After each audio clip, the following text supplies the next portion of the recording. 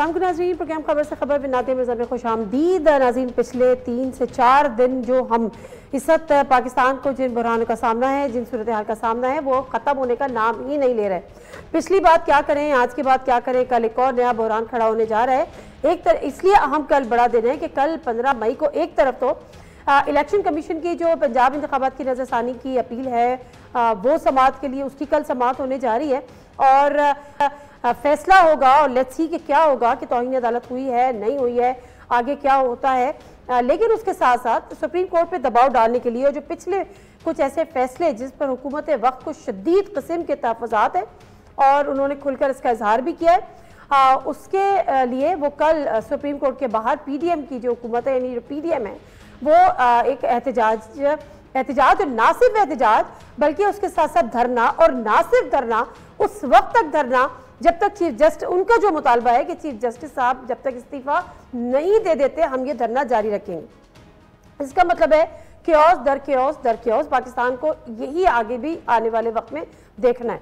दूसरी जो आम चीज़ है, पिछले 3 दिनों में जिस जलाओ घेराव तोड़ फोड़ का, जिससे पाकिस्तान को एक रफ, अगर मैं एस्टिमेट भी बात करूँ, एक अप्रॉक्सीमेटली भी हम बात करें तो सुनने में आ रहा है कि 40 से 50 अरब का नुकसान हुआ पिछले 3 से 4 दिन जो मुल्क में सूरत हाल है, अनसर्टेनिटी की और लॉ एंड ऑर्डर की, और उसको लेकर जो इंटरनेट की बंदिश, इन तमाम चीज़ों पे अब जो जिम्मेदारान हैं इसके, जिन्होंने हमले किए, और हमें और आपको सबको पता है कि पूरे मुल्क में क्या क्या होता रहा, ख़ासतौर पर पंजाब में किस तरह से तंजीबात पर इसका जिना हाउस को लेकर और दीगर चीज़ों पे जो हमले, उनके खिलाफ मोहसिन नकवी साहब ने भी एक प्रेस कॉन्फ्रेंस की और जो उसका नुकसान हुआ उसका भी उन्होंने तखमीना शेयर किया, तमाम डिटेल्स उन्होंने शेयर की। राना सनाउल्लाह साहब, हुआ ये कि जब सुप्रीम कोर्ट के बाहर एहतजाज और धरने का ऐलान किया तो हुकूमती वुज़रा पहुंचे मौलाना फजलुर रहमान साहब के साथ, जैसे मौलाना फजलुर रहमान साहब अपोजिशन का हिस्सा हो, उनके पास पहुंचे, उनसे कहा कि रिक्वेस्ट की कि जी आप अपनी जो जगह है उसको तब्दील कर ले। तो मौलाना साहब ने कहा कि मैं सोच कर बताऊंगा, और वो आज रात किसी वक्त सोच कर बताएंगे। तो उस सिलसिले में राना सनाउल्लाह साहब मीडिया को ब्रीफ कर रहे थे। लेकिन जो तोड़ फोड़, हंगामे, पुरतशद्दुद वाक़यात, जलाओ घेराव के वाक़यात, जिसमें वज़ीर आला जो निगरां सो-कॉल्ड वज़ीर आला हैं पंजाब के, उन्होंने भी एक प्रेस कॉन्फ्रेंस की और क्या कह रहे थे वो भी सुनते हैं। जो जिना हाउस पे हमला है वो पॉलिटिकल पार्टी का वर्कर नहीं कर सकता, वो टेररिस्ट ने किया है। उसमें तकरीबन 400 लोग हैं जिन्होंने जिना हाउस के अंदर हमला किया है और तकरीबन 3400 लोग हैं जिन्होंने जिना हाउस के बाहर थे। चाहे जो मर्जी हो जाए, हम इन लोगों को, इनमें से जब तक एक बंदा अरेस्ट नहीं होता हम आराम से नहीं बैठेंगे। अभी तक हमने जो रफ एस्टीमेट लगाया है इस सारी चीज़ का, 600 करोड़ से ज़्यादा का अभी तक नुकसान हम एस्टीमेट लगा चुके हैं और अभी कैलकुलेशन चल रही है। आपने सुना मोहसिन नकवी साहब। अब आगे बढ़ते हैं। एहसन इकबाल साहब ने भी इस हवाले से कुछ मीडिया से बात की है, वो क्लिप भी सुन लेते हैं। PTI, it has become Nazi party of Hitler। आप पूरे 1 महीने से प्लानिंग कर रहे थे, आपकी जाती निगरानी में प्लानिंग हो रही थी कि अगर आप गिरफ्तार होंगे तो PTI का रद्द अमल क्या होगा। बदतरीन करप्शन है जो आपने की है और आपको इसका जवाब देना पड़ेगा, और आप अपने पसंदीदा चीफ जस्टिस की छतरी के नीचे छुप नहीं सकेंगे। वैसे तमाम हुकूमती वुज़रा, तमाम हुकूमती शख्सियात, हुकूमती इत्तेहाद तस्वीर का एक रुख दिखा रहे हैं और वो रुख इंतहाई भयानक है। उस रुख को ना कोई जस्टिफाई कर सकता है, ना उस पर हम डिफेंड कर सकते हैं, लेकिन तस्वीर का एक रुख और भी है जिसको दिखाया नहीं जा रहा। हमने कोशिश की है कि तस्वीर का दूसरा रुख भी दिखाया जाए। तस्वीर के एक रुख पे बात हो रही है जो कि इंतहाई काबिल मुज़म्मत है, ना उसको कोई जस्टिफाई कर सकता है और ना हम कर रहे हैं, लेकिन तस्वीर का दूसरा रुख दिखाने की और उस पर भी बात करने की ज़रूरत है। जो आज के पैनलिस्ट हैं उनसे आपका तारुफ करा देती हूँ। प्रोग्राम का बाकायदा आगाज़ करेंगे। डॉक्टर इफ्तिखार दुर्रानी साहब, सीनियर रहनुमा हैं PTI के, हमारे साथ वीडियो लिंक पे मौजूद हैं। माइजा हमीद साहिबा, रहनुमा है PMLN की, वो भी हमारे साथ वीडियो लिंक पे मौजूद हैं। अमीर अब्बास साहब, senior anchor person, senior political analyst, हमारे साथ स्टूडियो में मौजूद हैं। वो थैंक यू वेरी मच अमीर अब्बास साहब, तमाम मेहमानों का बहुत बहुत शुक्रिया। और आज के कोई सवालात भी मैं रख देती हूँ सामने ताकि जवाब ढूंढने की कोशिश करते हैं। सवाल नंबर 1 है, एक तरफ कल सुप्रीम कोर्ट में पंजाब इंतखाबात पर इलेक्शन कमीशन की नजरसानी की अपील पर समाअत, और दूसरी जानिब PDM का सुप्रीम कोर्ट के बाहर एहतजाज और धरने का ऐलान। हुकूमत में रहते हुए रियासती इदारों के खिलाफ मुहिम, क्या दुरुस्त रिवायत है? सवाल नंबर 2, जलाओ गिराव में मुलविस अफराद के खिलाफ इदारों का एक्शन, गिरफ्तारियां शुरू लेकिन दूसरी जानब खवातीन मुजाहिरीन पर बेईमाना तशद्दुद, घरों में तोड़ फोड़, चादर और चार दीवारी का तकद्दुस पामाल करने वालों के खिलाफ कार्रवाई कौन करेगा। सवाल नंबर 3, एक तरफ हुकूमत और अदलिया तो दूसरी जानब तहरीक इंसाफ और इस्टेब्लिशमेंट आमने सामने, शदीद बुरहानी कैफियत में मसीहा कौन बनेगा। प्रोग्राम का बाकायदा आगाज करते हैं। माइजा तरफ आती हूँ। कल 2 हैपनिंग्स हैं और दोनों जो है वो गवर्नमेंट से रिलेटेड है। एक तो ये कि सुप्रीम कोर्ट पे पंजाब इलेक्शंस को लेकर आज 14 मई थी, आज इलेक्शंस होने थे सुप्रीम कोर्ट के फैसले के मुताबिक, लेकिन ना हो सके। कल 15 मई है। कल नजरसानी की अपील जो की थी इलेक्शन कमीशन ने, उसकी समाअत है। लेट्स सी के व्हाट हैपेंस, क्या उसके लिए आप लोग तैयार हैं। प्लस जो एहतजाज और धरना हुकूमत का रियासती इदारे के सामने, ये दुरुस्त रिवायत की एक दाग बिल आप लोग डाल रहे हैं, कायम कर रहे हैं दुरुस्त रवायत एहतजाज की है और एहतजाज हमारा कानूनी और आइनी हक है और जो भी कानून और आइन के दायरे में रह के हम एहतजाज जो है अपना रिकॉर्ड कराएंगे। हम वो वाला काम नहीं करेंगे जो पीटीआई के टेररिस्ट ने या पीटीआई की पॉलिटिकल पार्टी ने लोगों को जो है उकसाया कि वो अपने सपोर्टर्स को, अपने वोटर्स को उकसाया कि जो है वो, और जो कुछ लोग जो इमरान खान साहब के घरों में ट्रेनिंग लेते थे उन्होंने उनको उकसा के पूरे मुल्क में जो इंतशार फैलाया, उस तरह का एहतजाज हमारा नहीं है। हमारा एहतजाज अमन होगा और कल आप देखेंगे कि कल मैं आपको चैलेंज करती हूँ कि अगर कोई गमला भी टूटा तो उसके हम जिम्मेदार हैं। बिल्कुल अच्छी बात है, लेकिन इस्लामाबाद में पिछले 1 साल से दफा 144 का निफाज नहीं है, तो रैली निकले हों, लोग खड़े हों, पुलिस पकड़ के ले जाती है कि जी दफा 144 का निफाज है, तो फिर आप लोग कैसे करेंगे ये प्रोटेस्ट? बहुत सी ऐसी चीज़ें हैं जो with in the law, outside the law जो है कानून के दायरे से निकल के पीटीआई ने की हैं और वो क्वेश्चनेबल भी हैं। आप तो गवर्नमेंट है, सुन लें, वो क्वेश्चनेबल भी हैं और वो क्रिमिनल भी हैं। आप और जब जिन चीज़ों पे सवाल उठता है और जो क्रिमिनल होती हैं उनको लेट गो नहीं किया जा सकता। आपने हमारे एहतजाजी रिकॉर्ड पहले भी देखे हैं और अब भी जो है, अगर तो ये बात ही नहीं करें कि वो पीसफुल होगा या वो पीसफुल नहीं होगा। माय क्वेश्चन इज कि दफा 144 नाफिज है इस्लामाबाद में। हुकूमत का काम जो है वो कानून पे अमल दरामद कराना है, ना कि कानून को तोड़ना। तो कैसे करेंगे दफा 144 में आप लोग के दौरान ये? हाँ, हुकूमत का काम है कि वो ये दफ़ा जो है उसकी वो जो उन्होंने ऑर्डर दिया है उसको जो है वो इम्प्लीमेंट करें। हमारा काम है कि हम जो हमारा जो है एहतजाज है उसको हम रिकॉर्ड कराएं। तो लेट्स सी व्हाट हैपेंस। मैं हुकूमत अलग है, आप अलग हैं।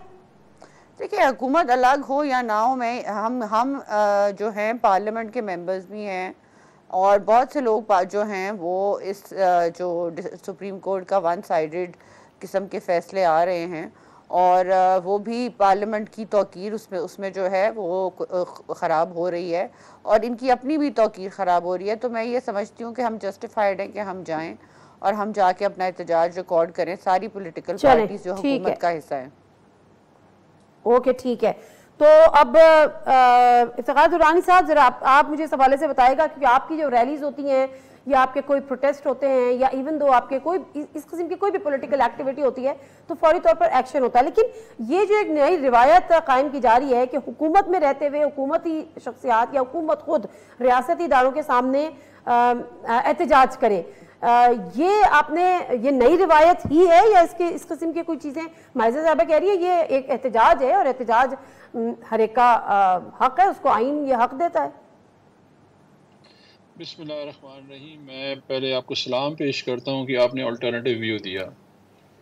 नादिया, जब ये हमारे चेयरमैन को जब रेंजर्स ने अगवा किया इस इस्लामाबाद हाई कोर्ट से, तो एक मुनज़्ज़म तरीके से तहरीक इंसाफ का बयानिया उड़ा दिया गया। पै दर पै जो है ये वफाकी वज़रा और PDM के नुमाइंदगान और आज जो है वो उन्होंने वफाकुल मदारिस और मदारिस के लोग बिठाना शुरू कर दिए हैं, लेकिन तहरीक इंसाफ का व्यू नहीं जा रहा था। तो मैं सलाम पेश करता हूँ, आज माओं का दिन है। मैं सलाम पेश करता हूँ उन माओं को, उन बेटियों को जो इस आज़ादी की तहरीक में खड़ी हुई हैं, आइन के लिए और पाकिस्तान के लिए खड़ी हुई हैं। और आज आपने दिखाया, आपने प्रूफ किया कि आज जो है आप बिलीव करती हैं कि ये औरतें, निहत्ती औरतें, जिस तरह इन बेदर्दी से इनको उन्होंने ट्रीट किया। नादिया ये मुसलमानी इंसान खिलाने के काबिल नहीं है जिन लोगों ने किया। अगर आप उठा के ये स्टोरियाँ उठाना शुरू कर दें, जिस तरह उन्होंने जिनसी तौर पे इनके साथ तशद्दुद किया है, वो अलग स्टोरी है। लेकिन मीडिया ने दिखाया क्या, इस गवर्नमेंट ने दिखाया क्या कि हम दहशतगर्द हैं। इफ्तिखार दुरानी जिसने सारी ज़िंदगी मेहनत मशक्क़त की, रिस्क हलाल कमाया और इस मुकाम पे पहुंचा, और मुझे माइज़ा हमीद कहती है कि मैं दहशतगर्द हूँ, मेरी पार्टी दहशतगर्द है। मैंने सुप्रीम कोर्ट पे हमला आज तक नहीं किया हुआ। नहीं मैंने कभी भी माइज़ा हमीद ने ये नहीं कहा। माइज़ा हमीद ने कहा पीटीआई पॉलिटिकल पार्टी, लेकिन उनका मिलिटेंट विंग, कुछ लोग जिनको ट्रेन किया। Tehreek Insaf, I am PTI, तो शी सेइंग पीटीआई, तो पीटीआई मैं हूँ।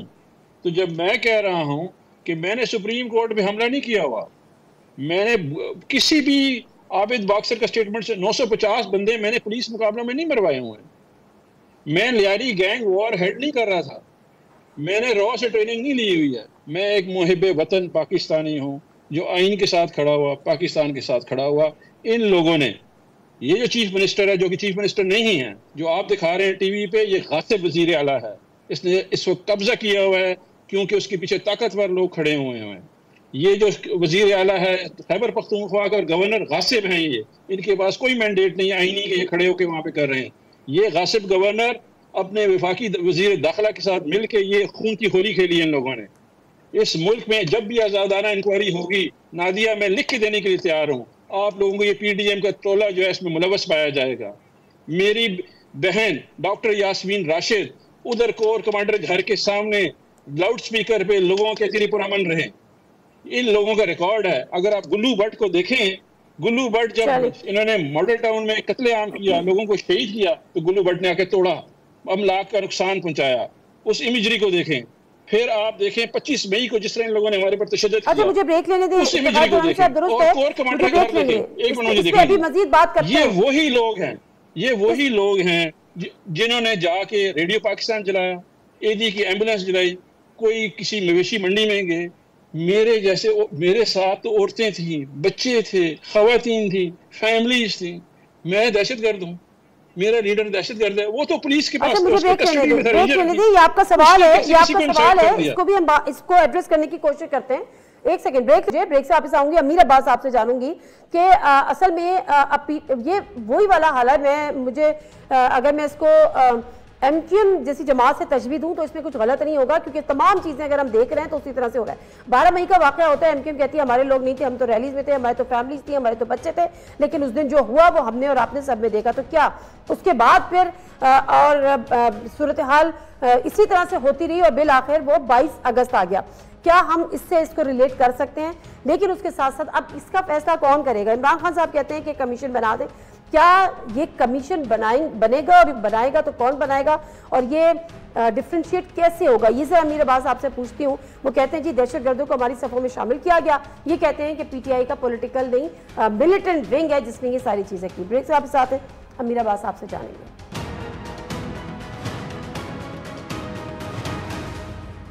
जी नज़ीर, प्रोग्राम एक दफ़ा फिर आपको खुशामदीद कहते हैं। एक सवाल अमीर अब्बास आपके लिए छोड़ के गई थी। अमीर अब्बास साहब ज़रा फरमाएगा कि कल एक तो ये कि ज़ाहिर जो जलाओ गिराओ कहते हैं कि जी हम नहीं थे, वो कहते हैं इनका मिलिटेंट विंग था, उस पर भी मैं जानती हूँ।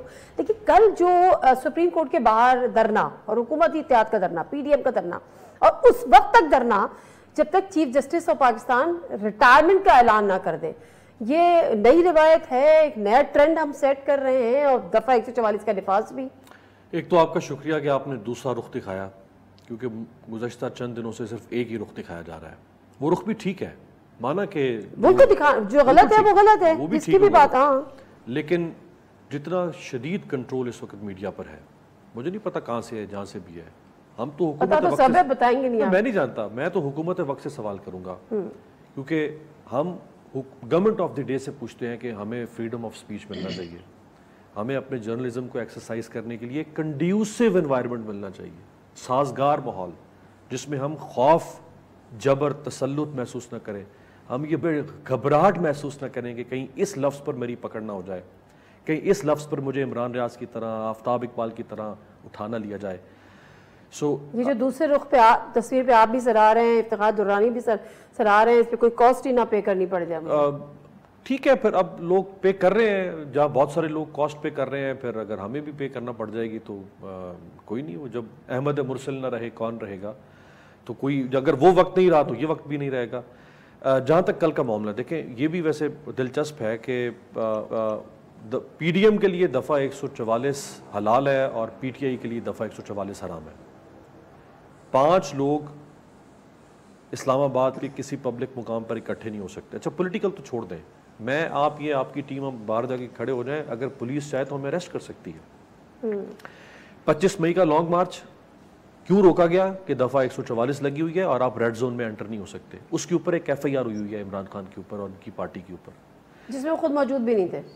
अच्छा, 25 मई में इलेक्शन कमीशन वाला, इलेक्शन कमीशन कॉन्स्टिट्यूशन एवेन्यू के ऊपर, इसी शाहराह दस्तूर के ऊपर इलेक्शन कमीशन के सामने PTI ने प्रोटेस्ट किया। इमरान खान मौजूद नहीं थे, पूरी पार्टी के ऊपर केस बना। अब कल इसी शाहराह दस्तूर के ऊपर PDM प्रोटेस्ट करने जा रही है। जब PDM के इमरान खान के दौर में प्रोटेस्ट होते थे, मैं सबसे बड़ा एडवोकेट था। इनका पहला जलसा हुआ गुजरांवाला, वहाँ से लेकर लाहौर, मीनार पाकिस्तान के जलसे से लेकर कराची और मौलाना फजल रहमान के लॉन्ग मार्च तक मैंने खुद जाके एक फील्ड रिपोर्टर की तरह मैंने वहाँ जाके उसको कवर किया।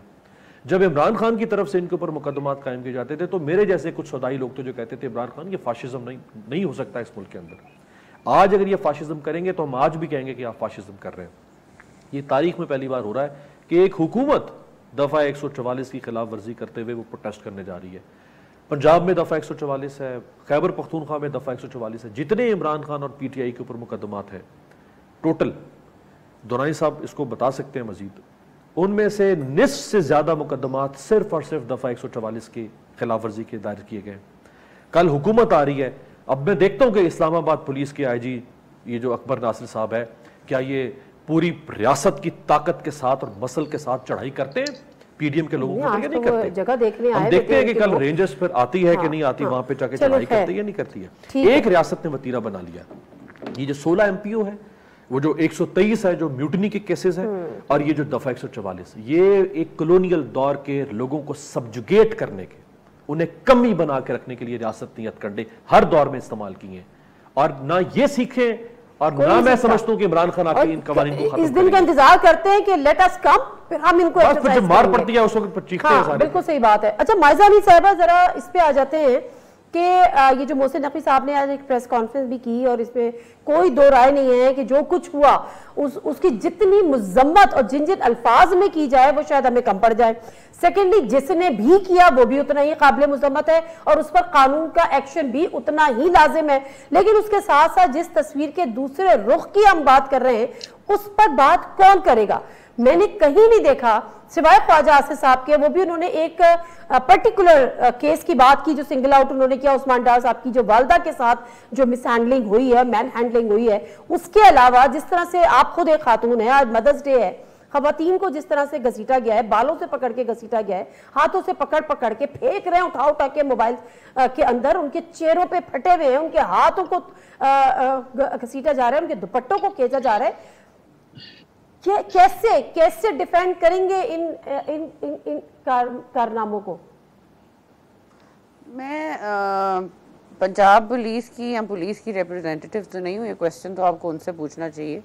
लेकिन मैं ये ज़रूर कहूँगी कि जो किया गया PTI के लीडर्स ने, जो PTI के मेन जो लोग हैं, उन्होंने जिस तरह जाके, आपके पास वीडियोस मौजूद हैं, जिस तरह उन्होंने उकसाया इन फॉलोअर्स को और इनको इस तरह उकसाया कि वो जो है लॉ एंड ऑर्डर सिचुएशन क्या ख़राब करनी है, वो तो अटैक कर रहे थे प्राइवेट गाड़ियों पे, आपके जिना हाउस पे, आपकी गाड़ियों के शोरूम्स पे, रेडियो पाकिस्तान पे। कोर कमांडर को इनके लीडर जो हैं वो जिन अल्फाज से ड्रेस करते हैं वो आपके सामने हैं। तो अमीर अब्बास साहब को रियलाइज़ करना चाहिए। मैं तो ये कहूँगी कि ये एक सीखने की बात है कि किसी भी पॉलिटिकल पार्टी को इतना ज़्यादा जो है वो अपने वर्कर्स को इश्तियाल देने की ज़रूरत नहीं होती कि वो जाके प्राइवेट बिल्डिंग्स, प्राइवेट घरों में जाके जो है ये इस तरह की हरकत करें। अब आप जिन्ना हाउस को देख लें, जिस तरह उसको जलाया गया, जिस तरह जलाओ घराओ किया गया, इसमें अगर पुलिस जो है उनको ना हैंडल करती, उनको ना साइड पे करती, तो आज किसी भी के घर में भी पीटीआई के लोग जो हैं वो घुस जाते हैं और वहां पे जाके जिस तरह का भी वो इंतशार फैलाते, वो जस्टिफाइड है क्या? वो पीटीआई के लोग जाके किसी, एक मिनट नादिया, एक minute, let me just complete. अगर मेरे घर में आके पीटीआई के सपोर्टर, मैं एक खातून हूँ, मुझे मेरा जो स्टेट का है काम कि वो हमें प्रोटेक्ट करे, किसी भी की भी प्राइवेट के चादर और चार दीवारी के अंदर नहीं आ सकते वो, लेकिन अगर वो आके मुझे मैन हैंडल करते तो क्या ये स्टेट का काम नहीं था कि उनको संभालते, उनको रोकते? आप मुझे ये बता दें कि कब ये पीटीआई का वतीरा बन गया है? आपने इनको जब अभी मुझे अमीर अब्बास साहब कह रहे हैं कि जो है इस तरह की हमारे पे बैन नहीं लगे या इस तरह का जो है पहले नहीं। देखिए, अगर पीटीआई को कॉन्स्टिट्यूशनल एवेन्यू पे रोका जाता ना, जब उन्होंने सुप्रीम कोर्ट के आगे शलवारें लटकाई थी और पार्लियामेंट को जलाने की कोशिश की थी और उनके प्रेसिडेंट ने रेडियो पाकिस्तान के अंदर दावा बोला था, तो आज हम इस पॉइंट पे ना पहुंचते कि ये सारे लीडर जो हैं आवाम को उकसाते और वो इंतशार फैलाते और वो यंग माइंड्स हैं और खुद जो है वो छुप जाते और इमरान खान साहब कहते कि ये तो मेरे सपोर्टर्स ही नहीं है, ये तो किसी और ने जो है इनको इश्तियाल दिया है। आपके पास वीडियोस मौजूद है, सोशल मीडिया मौजूद है, आपको पता है कि किस वजह से किस पॉलिटिकल पार्टी ने ऐसा किया। अगर आपकी दूसरी बात ये है, एक बार अमीर अब्बास साहब ने कहा कि जी पहले कभी बैन नहीं लगा, क्या असद तूर पे, हामिद मीर पे और लोगों पे जो है उनके साथ जो है विक्टिमाइजेशन नहीं हुई थी पीटीआई की हुकूमत में?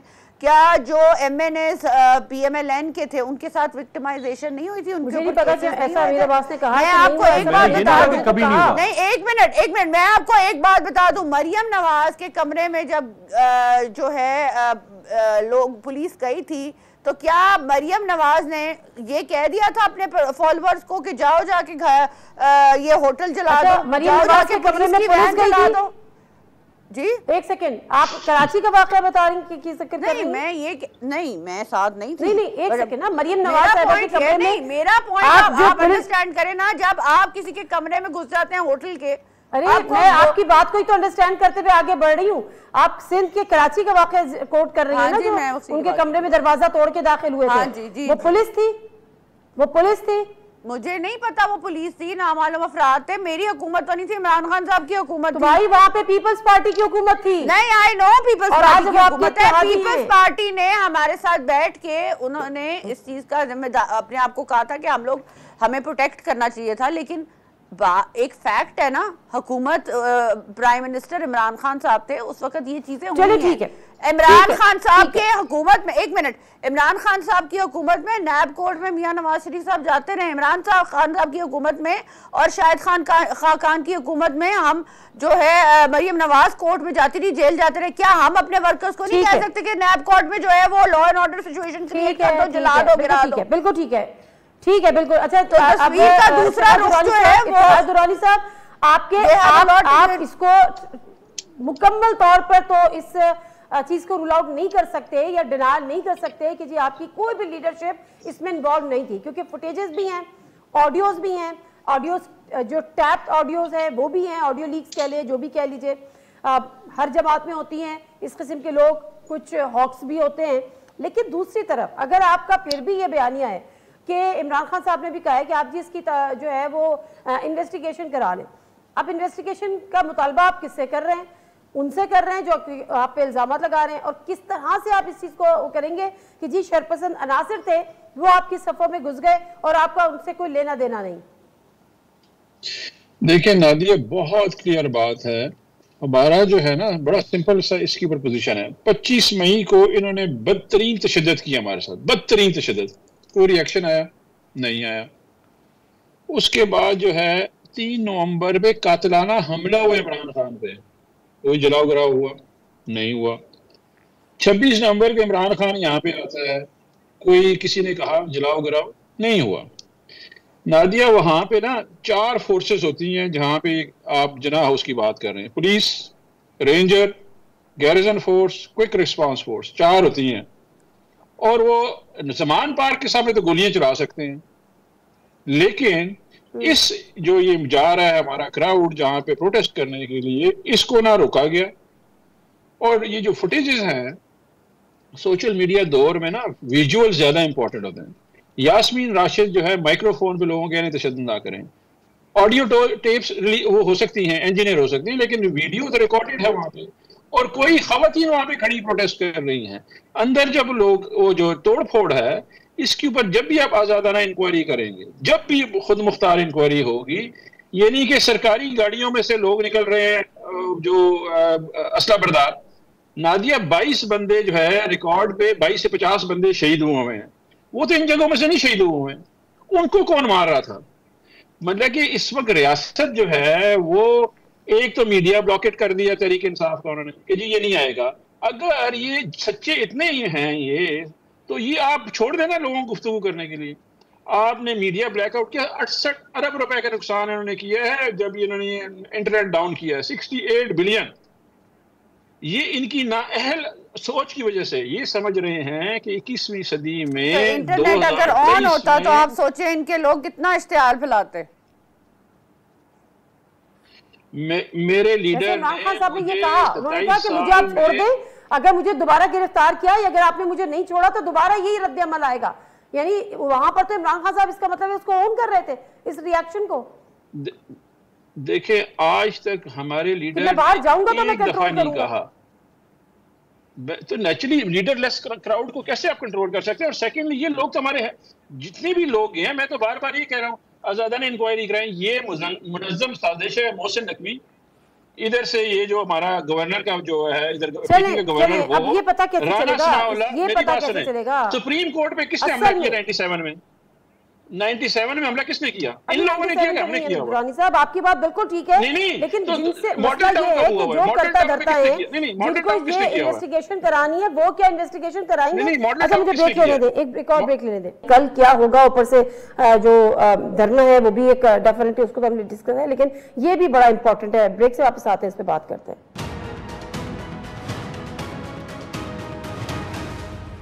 जी नज़ीर, प्रोग्राम में दफा फिर आपको खुशामदीद कहते हैं। और ब्रेक पे जाने से कबल हम जिक्र कर रहे थे कि कल जो एक और इवेंट है जिसको हम बड़ी अहमियत का करार दे रहे हैं, वो ये है कि सुप्रीम कोर्ट में जो इलेक्शन कमीशन की नज़रसानी की अपील थी, क्योंकि पंजाब इलेक्शन के हवाले से आज 14 मई जो कि गुजर गई और इलेक्शन नहीं हुए, अब कल जो समाअत होगी उसमें मुमकिन तौर पर क्या होगा? क्या कोई ना कोई तौहीन अदालत का मुर्तकिब हुआ है और क्या अब इसको सुप्रीम कोर्ट वाकई तौहीन अदालत के तौर पर देखेगी? माहिर कानून शाह खावर साहब हमारे साथ मौजूद हैं। अस्सलाम वालेकुम शाह खावर साहब। वालेकुम अस्सलाम। शाह खावर साहब, कल जो अब समाअत है और जिस चीज की समाअत है कि नजरसानी की अपील, वो तो आज 14 मई का दिन था, वो गुजर गया। अब 15 मई को ये समाअत होने जा रही है। मुमकिन तौर पर आप इसको किस तरह से देख रहे हैं? कल क्या मुमकिन तौर पर हो सकता है? क्या जो कुछ हुआ, इलेक्शन नहीं कराए गए, पैसे नहीं दिए गए, सिक्योरिटी नहीं प्रोवाइड की गई, ये तौहीन अदालत के मुर्तकिब कोई करार पाया? देखिए, अभी तौहीन अदालत का तो कोई मसला सुप्रीम कोर्ट के सामने अभी नहीं है। अभी तो जो इलेक्शन कमीशन ऑफ पाकिस्तान है, उन्होंने नजरसानी की दरख्वास्त की हुई है, जो 4 अप्रैल 2023 की उनकी जजमेंट थी, जिसमें उन्होंने 14 मई के इलेक्शन का हुक्म सादर किया था सुप्रीम कोर्ट ऑफ पाकिस्तान ने। तो वैसे तो मुनासिब ये होता कि ये रिव्यू पिटिशन जो है ये लग जाती 14 से पहले, ये 14 मई से पहले। अब देखना ये है कि कल इस रिव्यू का क्या फैसला होता है, क्या उसको वो एडमिट करते हैं समाअत के लिए, क्योंकि रिव्यू पिटिशन जो होती है उसका स्कोप बड़ा महदूद होता है। वो सिर्फ सुप्रीम कोर्ट ने ये देखना होता है, क्योंकि इसी बेंच ने ये फैसला किया हुआ है।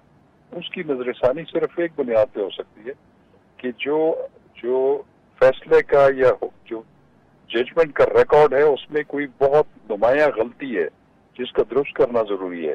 तो वो इलेक्शन कमीशन ने तो जो बहुत सारे और भी जो रिव्यू के लिए पॉइंट्स उठाए हुए हैं, उसमें ये भी है कि आइन जो है वो सिर्फ इलेक्शन कमीशन को ये इजाजत देता है कि वो इलेक्शन की डेट जो है वो शेड्यूल वो अनाउंस करे और उस पर सुप्रीम कोर्ट नहीं कर सकती। इसके अलावा उन्होंने जो रकम, जो पैसे ना देने का या जो माली वसाइल है उधर उनकी अदम दस्तयाबी, लॉ एंड ऑर्डर की सिचुएशन, उन तमाम चीजों को हाईलाइट किया होगा। तो अब ये भी हो सकता है कि कल ये उनकी पिटीशन जो है वो सुप्रीम कोर्ट अगर कहे कि हम बिल्कुल सेटिस्फाइड नहीं है और हम इसको नहीं सुनना चाहेंगे और उसको लिमिनी में भी डिसमिस कर सकते हैं। लेकिन अगर वो इसमें कुछ समझेंगे कि वाकई कोई ऐसी जजमेंट में गलती है जिसका दुरुस्त करना जरूरी है, फिर उसमें नोटिस इशू हो सकता है। लेकिन कल तौहीन अदालत की कोई कार्रवाई सुप्रीम कोर्ट के सामने, ओके ठीक है। अलग बात है कि कोई भी पिटीशन आ सकती है किसी तरफ से भी कि आपके हुक्म की तामील नहीं हुई तो उसके खिलाफ जो है बिल्कुल ठीक, उनके खिलाफ तौहीन अदालत की कार्रवाई। अच्छा शाह साहब, आपकी मौजूदगी का फायदा उठाते हुए एक सवाल आपसे कर लेती हूँ जो कि हमने अपने पैनलिस्ट के लिए उठा के रखा हुआ था।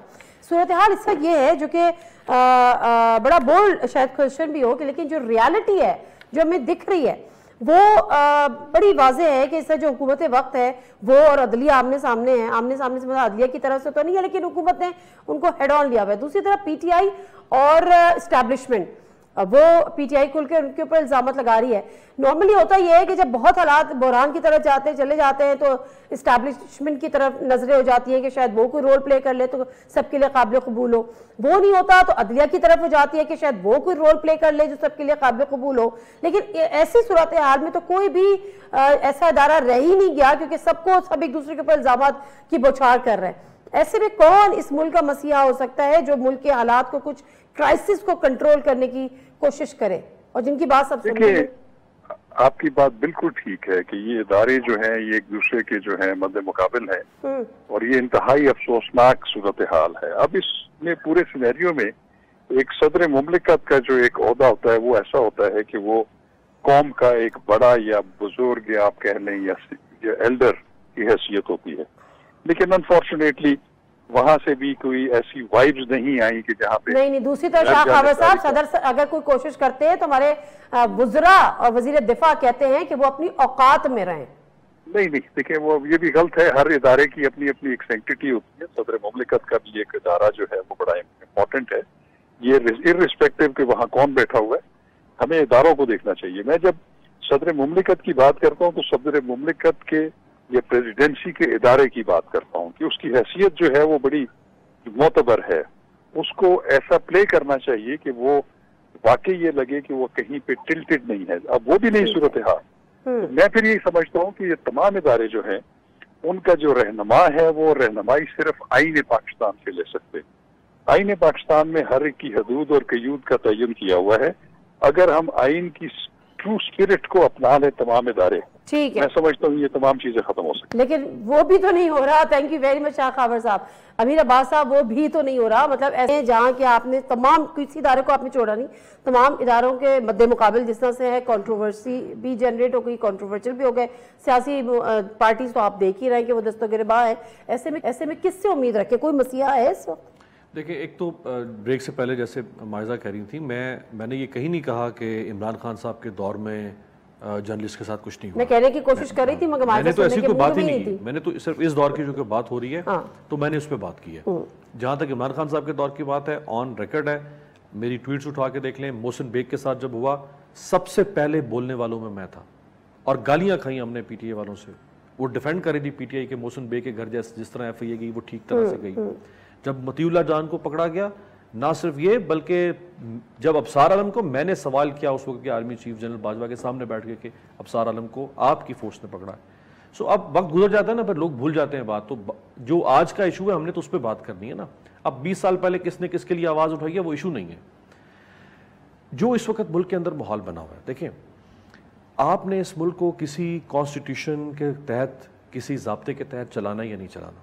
इस मुल्क में गुज़श्ता 75-76 साल से, ख़ास तौर पे अयूब खान के ज़माने से, जो democracy versus anti democracy forces के दरमियान जो एक बरसरे पैगार जंग है, आज वो जंग एक मंतकी अंजाम तक पहुंच रही है। आज आपको किसी को बताने की ज़रूरत नहीं है कि इस मुल्क में क्या होता रहा है। आप पंजाब के, सिंध के, बलूचिस्तान के किसी दूर दराज इलाके में जाएं, किसी टीले पर बैठे हुए 75-80 साल के बूढ़े से पूछे जिसने धोती बांधी होगी, सर पे पटका होगा, कभी जिंदगी में उसने स्कूल टीवी तक नहीं देखा होगा, उससे पूछे क्या हो रहा है इस मुल्क में, वो आपको बता देगा कि आज क्या हो रहा है, इससे पहले क्या होता है। आज इस मुल्क के अंदर, और पीपल्स पार्टी PMLN ये हमेशा डेमोक्रेसी की, और पीपल्स पार्टी तो सबसे बड़ी चैंपियन ऑफ डेमोक्रेसी बनती थी। इन 13 महीनों के अंदर जिस तरह डेमोक्रेसी और कॉन्स्टिट्यूशन के फंडामेंटल्स को वायलेट किया गया है, देखिए Imran Khan is a nobody in the sense कि वो कोई लाजिम व मलजूम तो नहीं है रियासत के लिए, आज है वो कल नहीं होगा। कितने बड़े बड़े सियासतदान इस मुल्क में आए, असगर खान, नवाबजादा नसरुल्लाह, आज कहाँ है वो, बेनज़ीर कहाँ है, भुट्टो कहाँ है, ख्वाजा नाज़िमुद्दीन कहाँ है, बेशुमार लोग चले गए। इमरान खान भी एक दिन चला जाएगा, कोई वो लाफानी तो नहीं है ना ये लाफानी है। लेकिन आज आप सिर्फ अपने पॉलिटिकल वेस्टेड इंटरेस्ट के लिए इस मुल्क के साथ जो कर रहे हैं, और जिस तरह आज नॉन डेमोक्रेटिक फोर्सेस पाकिस्तान के अंदर 13 माह से जो कुछ कर रही हैं और कनाइवेंस के साथ हो रहा है, सिटिंग गवर्नमेंट जानती है। कामरान टेसोरी साहब को किसने लगवाया? अब सारी बातें हम करेंगे तो फिर मुश्किलात इनके लिए भी होंगी और हमारे लिए तो होंगी मुश्किलात। उनके लिए नहीं होंगी, वो आप कह रहे हैं ना, उनकी तो आजकल यस है। यस नहीं तो इसलिए किसी, देखिए बात यह है कि हमें इन सबको ये तय करना पड़ेगा। देखिए सबको तय करना, इमरान खान साहब हो, ये हो, बिल्कुल तय करना पड़ेगा, बिल्कुल तय करना पड़ेगा। हमें जो यही तय कर ले तो बेहतर है, किसी और को ना वो तय करना पड़ जाए। जिन्हें से एक ब्रेक लेते हैं, ब्रेक से वापस आते हैं तो गुफ्तगू को यही से जारी रखेंगे।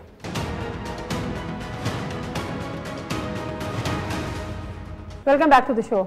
माइजा अमीर साहबा, आप लोग ही तय कर ले, और हुकूमत वक्त पे तो सबसे बड़ी जिम्मेदारी आयद होती है। मैं तो हैरान ये हूं कि हुकूमत जो है वो आग पर पानी डालने के बजाय तेल डाल रही है, ये हुकूमत वक्त का काम नहीं है। एक शॉर्ट कमेंट, आज तुर्की में इलेक्शन हुआ है, 50,000 हमारा फैसला उन्होंने सुन लिया। हमारा फैसला 50,000 लोग मरे अर्थक्वेक में, $35 बिलियन, 1.5 साल पाकिस्तान मिलकर जो कमाता है ना, 1.5 साल एक झटके में नुकसान हो गया है। आज इलेक्शन हुआ है वहां पे। जी मायदा साहबा, देखिए जो आपका सवाल है उसमें तो जो आप कह रहे हैं कि कन्फ्रंटेशन वाली बात है, या जो इदारे हैं आमने सामने आ गए, इशू ये है कि पार्लियामेंट की तौकीर, पार्लियामेंट के जो लोग हैं वो रिप्रेजेंट करते हैं अपनी कॉन्स्टिट्यूंसीज में हज़ारों करोड़ों लोगों को। तो अगर जो है पार्लियामेंट की तौकीर आज नहीं होएगी, ये जो हमारी जमहूरियत है वो नाम की जमहूरियत रह जाएगी। पार्लियामेंट में अगर पार्लियामेंट कोई जो है बिल लाती है, कोई लॉ लाती है, तो उसका कतई मतलब नहीं है कि दूसरी इंस्टीट्यूशन जो है उसको जो है एक्सेप्ट ना करे। उनका काम ये है कि उस लॉ को उस लाए अमल उस पे लाए, उसे इम्प्लीमेंट करे। अब ये है कि आप ये कह रहे हैं कि पार्लियामेंट जो है उसकी बेतौकीरी होती रहे, पार्लियामेंट को इंसल्ट किया जाए, पार्लियामेंट जो है उसकी प्रिविलेजेस को जो है छोड़ देना चाहिए। और जो है जिस जमहूरियत की आप बात कर रही हैं ना, मुल्क को एक मिनट मुझे लेट मी कंप्लीट। आप कह रहे हैं कि जो अदलिया है वो बिल्कुल सही है, अदलिया मर्सिडीज में इमरान खान साहब को सामने लाए, अदलिया ये कहे कि हम आपको खुशी हुई आपको मिलके, हम इस चीज़ को और decision after decision after decision कहें कि वो बिल्कुल आंखें बंद करके वो क्लियर हैं और उनको जो है वो दे दें, बेल दे दें। दूसरी तरफ जो है सारे जो लीडर्स हैं वो गलत हैं, जो उन्होंने, मैं कह रही हूं, आपको पता है आला अदलिया कह रही है ना, जब आला अदलिया ऐसी फैसले लेगी तो ये किसको बहुत बेतौकीर कर रहे हैं? पार्लियामेंट को तो बेतौकीर कर रहे हैं, ये पार्लियामेंट में अवाम को तो बेतौकीर कर रहे हैं। तो पार्लियामेंट के आप मुझे ये बताएं कि आइन के मुताबिक नहीं चल रही तो वो खुद भी अपने आप को बेतौकीर कर रही है। जो आइन के मुताबिक और वो नहीं चल रही, वो अब यूज ऑफ फोर्स जो है या ये वाली थ्रेट्स जो हैं ये काउंट हमारे लिए नहीं करती। हमारे लिए ये काउंट करता है कि अगली दफा जो भी पार्लियामेंट में आए तो उन जो डिसीजन वो लें, जो बिल वो पास करें, उनका कोई जो है वो वजन हो। ये ना हो कि बस उनको डिसमिस कर दिया जाए क्योंकि जी एक इदारा चाह रहा है कि हमारा सारे फैसले जो है कबूल किए जाएं और आंखें बंद करके कबूल किए जाएं। ये एक इंसाफ का इदारा है या ये एक वन साइडेड वन पार्टी है जो एक बंदे को डिफेंड कर रही है, एक पार्टी को डिफेंड कर रही है? इफ्तिखार दुरानी साहब इस पर जरा कमेंट कर दीजिएगा, क्योंकि वो ये कह रही हैं कि जो पार्लियामेंट की बेतौकीरी हो रही है हमारी तो जद्दोजहद उसके लिए है, वो कल आपके भी काम आएगी। देखिए दूसरी तरफ मैं ये समझने की कोशिश ये कर रही हूँ या करना चाह रही हूँ कि इससे पाकिस्तान जिस बहरान का शिकार है, तमाम इदारे एक दूसरे के मद्दे मुकाबिल हैं, हुकूमत, अपोजिशन, एस्टैब्लिशमेंट, जुडिशरी, मतलब कोई रह तो नहीं गया वो इमरान खान साहब वाला कि देखो चेक करो कोई रह तो नहीं गया। इससे भी सूरत हाल वही है कि हम देख रहे हैं कोई रह तो नहीं गया। कैसे चलेगा ये मुल्क? यही अदलिया थी जिसने कहा 10 दिन पहले मरियम नवाज को इंटीमेट करेंगे अरेस्ट होने से पहले। यही लोग थे जिन्होंने नायब के ऑफिस पे लाहौर में पथराव करके हमला कर दिया। अब ये ऐसे आके ना यहाँ पे बन के सूडो इंटेलेक्चुअल्स और शरीफ बन के आके बैठ जाते हैं। ये क्रिमिनल लोग हैं, सारी जिंदगी इन्होंने क्रिमिनलिटी की हुई है। ये अगर कोलंबिया की तरह जहाँ एस्कोबार को रोक दिया गया था, ये हमारे एस्कोबार्स है, इन एस्कोबार्स को अगर रोक दिया जाता तो ये मुल्क इधर पहुंचता ही ना। ये जमहूरी पसंद लोग नहीं है। आइन में सबसे बड़ी चीज आइन मेरे लिए है, आपके लिए, अवाम के लिए है, इनके लिए नहीं है। ये इनको हम रख करके बेचते हैं। इनकी औकात क्या है? मेरा वोट। इनकी हैसियत क्या है? मेरा वोट।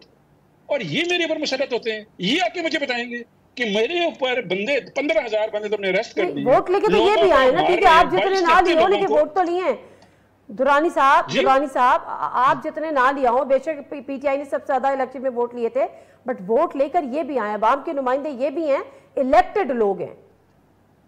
वो इलेक्टेड लोग नहीं है, पीछे माफिया है। पुलिस मुकाबले करवाते रहे हैं, लियारी गैंग चलाते रहे हैं, रॉ से ट्रेनिंग लेके बंदे मरवाते रहे हैं। आप उनको कह रहे हैं इलेक्टेड लोग हैं। ये तो सिंध में जाने लोगों से पूछे, इलेक्टेड लोग भट्टियों में बंदे जलाते रहे हैं। करें ना कि पार्लियामेंट में लोग अवाम का वोट लेके आए हैं और अवाम के जो सेंटिमेंट्स हैं उनको सबसे ज्यादा इंपॉर्टेंस देनी चाहिए। अवाम की सेंटिमेंट्स को सबसे ज्यादा इंपॉर्टेंस देनी चाहिए। आप पार्लियामेंट को हर वक्त हर